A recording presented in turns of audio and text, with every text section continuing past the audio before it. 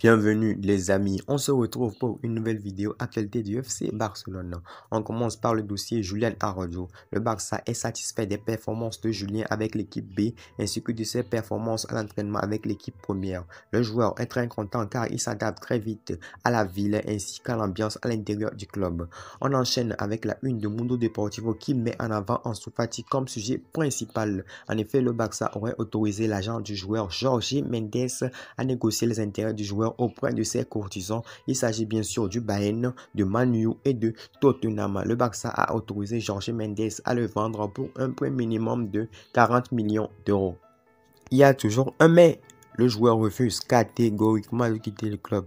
Pour lui, son avenir, c'est de percer, c'est de marquer l'histoire du FC Barcelone. Les amis, la question et les réponses vous reviennent.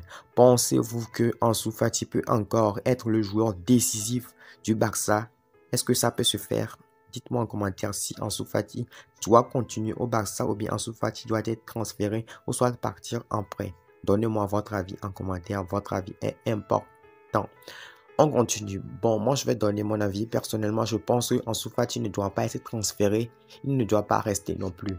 La meilleure solution pour lui est de partir en prêt dans un club comme Séville, Valence, pourquoi pas PSG, dans un autre club pour changer un peu d'ambiance, pour voir si il peut performer là-bas, pour voir si il peut tenter de nouveaux trucs, essayer de coacher d'autres personnes, essayer de voir un autre système pour voir quelles sont ses qualités cachées. On sait que ce joueur a du talent, on sait que ce joueur peut faire beaucoup de choses. On l'a déjà vu même dans ces moments difficiles où il n'arrive pas à performer. On a vu de belles choses. Par exemple, la frappe qu'il a marqué, son dernier but en Liga, cette frappe à l'extérieur de la surface croisée, imparable pour le gardien. On sait que ce jeune est capable de sortir des performances XXL. C'est pour ça que Laporta l'a fait confiance et l'a donné le numéro 10. Donc, Ansu Fati est un joueur exceptionnel. Il est en dessus de la moyenne. Donc, c'est à lui de prouver maintenant. Comme pour l'instant, ça ne marche pas au Barça, je pense que ça serait une bonne idée qu'il parte en prêt. Je ne suis pas pour un transfert parce que c'est un joueur, c'est une pépite. Si le Barça le transfère maintenant et dans 2 ans, il retrouve un très bon niveau, voilà, on va s'en montrer les doigts que le joueur a été avec nous et on l'a vendu parce qu'il était en difficulté une année. Donc, la meilleure solution, c'est de le laisser partir en prêt. Et s'il part en prêt, il arrive à se retrouver, tant mieux pour nous, tant mieux pour le Barça et tant mieux pour lui. Les amis, on change de sujet, on s'attaque maintenant au sujet Léo Messi. Selon la presse catalane Sport, Xavi aurait un plan pour pouvoir faire jouer Léo Messi, cohabiter Léo Messi tactiquement avec son plan de jeu. Il s'agit d'un 4-3-1-2 ou d'un 4-4-2 en losange avec Messi à la pointe du losange derrière les deux attaquants Lewandowski et Ousmane Dembélé. Tout d'abord, j'ai vu quelques inconvénients directement à cette formation. Je vais partager ça avec vous parce que avec cette formation-là, on n'aura pas des ailiers purs. Et comment le Barça pourrait-il déstabiliser les blocs bas s'il n'y a pas des ailiers purs sur le côté? Qui va coller la ligne? Qui va coller la ligne? On sait avec les milieux, il y aura un De Jong, peut-être un Pedri et Gavi, ou Busquets si Busquets reste. Donc, quel joueur va coller la ligne? Ouais, c'est un peu bizarre. Ça sera un jeu sans ailier. Et comment prétendre aller à un quart, huitième ou bien demi-finale de Ligue des Champions si vous n'avez pas des ailiers purs dans votre schéma de jeu. Donc, c'est un petit peu le problème que moi j'ai trouvé à ce plan de jeu. N'hésite pas à me dire si toi, ce système t'inspire quelque chose de bon. Moi, ça m'inspire rien de bon parce que ça va devenir un Messi dépendance. Vous organisez tactiquement toute une équipe autour d'un joueur de 35-36 ans. Est-ce que ça va dans la logique d'une équipe qui est en train de se reconstruire? Non. Je pense que c'est à Messi de s'adapter à l'équipe. C'est pas à l'équipe de s'adapter à Messi. On sait tout ce que Messi a donné au Barça. On sait que Messi, c'est le GOAT. Moi, le premier, j'apprécie Messi énormément, mais c'est pas le système qui doit s'adapter à Messi, c'est Messi qui doit faire en sorte de s'adapter au système. Avec ce système de deux attaquants en avant. On avait vu contre le PSG. Contre le PSG en quart de finale retour, il y avait Messi et Dembélé en avant. C'était un 3-5-2 que Ronald Koeman avait fait. Et on a vu ce jour-là que Ousmane Dembélé n'avait pas les qualités de jouer dans l'axe. Certes, il est rapide, il mangeait la profondeur, mais il a raté toutes les occasions. Il a raté tous les duels face à Navas. On a vu ce que ça a coûté au Barça. Donc Dembélé dans l'axe, c'est pas une très bonne idée. C'est pas une très bonne idée. Dembélé doit jouer là où il joue, il performe le plus à droite. Donc si, par exemple, Xavi me sort un 4-2-3-1. Bon, les 4 de derrière, ça sera le back. Baldé, Araujo, Christensen, Koundé. Peut-être un autre latéral de classe mondiale viendra. Peut-être Cancelo, peut-être Julien Araujo sera promu, je sais pas. Milieu classique, peut-être De Jong, Pedri en double pivot. Maintenant, au niveau de l'ailier droit, il y aura Dembélé. En poste de numéro 10, Messi. Et l'autre côté, c'est-à-dire le milieu gauche, on pourrait mettre un Rafinha là-bas et mettre Lewandowski en pointe. Mais ce système, c'est un système avec des vrais ailiers purs.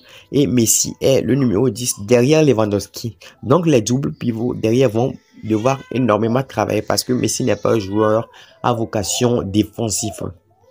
Offensivement, Messi est capable de beaucoup apporter à cette équipe du Barça, mais défensivement, il y aura un petit déséquilibre. Parce que avec un 4-2-3-1 déjà, ça fait déjà 4 attaquants sur le terrain. Mais avec le système que Xavi a donné, un 4-4-2 en losange, il y aura presque pas d'ailier, donc pas de solution contre les blocs très bas. On aura presque un Messi dépendance. Donc, comme je viens de le dire, c'est à Messi de s'adapter, c'est à Messi de revenir, c'est à Messi de se battre pour avoir une place dans le 11 de Xavi. Parce que Messi, une place n'est pas donnée comme ça. Messi, quand il viendra, on le donne une place comme ça. Il prend la place d'un joueur comme ça et il rentre dans le système. Je sais, Messi, c'est le meilleur joueur de l'histoire du football. Messi peut jouer dans n'importe quel système. Mais avec ce que Xavi est en train de prôner, qu'est-ce qu'un déséquilibre défensif va donner? On sait que Messi est capable de jouer dans une équipe qui défend bien et qui marche bien offensivement. On l'a vu avec l'Argentine en Coupe du Monde. Messi défend pas énormément, mais ce sont 9 guerriers à côté de Messi qui comblent les pressings que Messi ne font pas. On sait maintenant que le Barça de Xavi, c'est un Barça qui synchronise les pressings. Lewandowski déclenche le pressing, Gavi suit, Pedri suit, Lewandowski suit. Tout le monde fait un pressing. Même la ligne défensive se retrouve au milieu du terrain parce que maintenant, le Barça de Xavi défend en avançant. Et qu'est-ce que tout ça là, tout ce que Xavi a instauré depuis son arrivée va donner avec l'arrivée de Messi qui ne fera pas de pressing. Messi n'a jamais fait de pressing au Barça, c'est pas maintenant que Messi va commencer le pressing. Qu'est-ce que le système va devenir? En même temps que Messi va être dans l'intérieur du jeu. Si Lewandowski et Ousmane Dembélé déclenchent le pressing et Messi ne suit pas, ça sera déséquilibré, ça sera pas un pressing comme les autres. Oui, je vois les gens venir en commentaire que l'Argentine faisait un bon pressing à la Coupe du Monde. C'était la Coupe du Monde, ça se joue sur 7 matchs. Une saison, ça se joue dans 38 matchs, 34, 38 matchs, plus les matchs de coupe, les matchs de Super Coupe, les matchs de Ligue des Champions. Vous voyez, c'est pas une équipe nationale où les gens se réunissent pour jouer 7 matchs comme, chaque match comme une finale. Non, c'est une saison entière.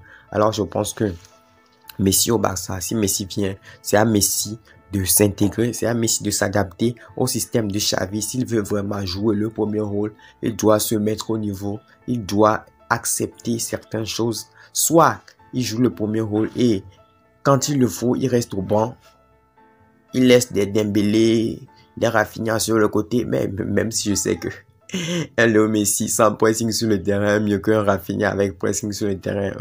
Qu'on soit d'accord, qu'on soit d'accord. Messi est 100 fois mieux que Rafinha sur le terrain. Un Messi qui fait pas de pressing est ultra fort qu'un Rafinha qui fait de pressing et qui rate tous ses gestes. Donc là-dessus, on est d'accord, on est d'accord. Pour faire le briefing, moi, le système que Xavi a concocté, je suis pas d'accord. Je suis pas d'accord. Ça peut marcher contre certaines grandes équipes, mais contre les blocs pas, ça ne passera pas. Même contre certaines grandes équipes, le Barça peut prendre l'eau parce que le système là, bon, non, c'est pas convaincant. C'est pas du tout convaincant. Ce n'est que mon point de vue. Si quelqu'un trouve que je me trompe, s'il vous plaît, dites-le moi en commentaire. On va essayer de débattre. On va essayer de débattre. Si Messi peut vraiment performer avec ce système ou bien est-ce que le Barça ne sera pas déséquilibré? Bon, c'est à peu près tout ce que j'avais à dire sur le nouveau système que Xavi a a démontré selon les médias pour faire jouer Messi au Barça. Je pense que c'est une très mauvaise idée. On termine cette vidéo avec la déclaration de Vinicius Junior qui pense que Ronald Araujo est le meilleur défenseur qu'il a pu affronter, que c'est pour ça qu'il joue au Barça. C'est une grande classe de sa part de reconnaître comme ça la force d'un rival. Vraiment, chapeau.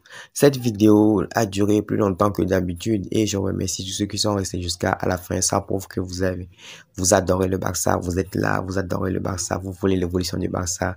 On est ensemble, on est ensemble. Likez, abonnez-vous si vous n'êtes pas encore abonné.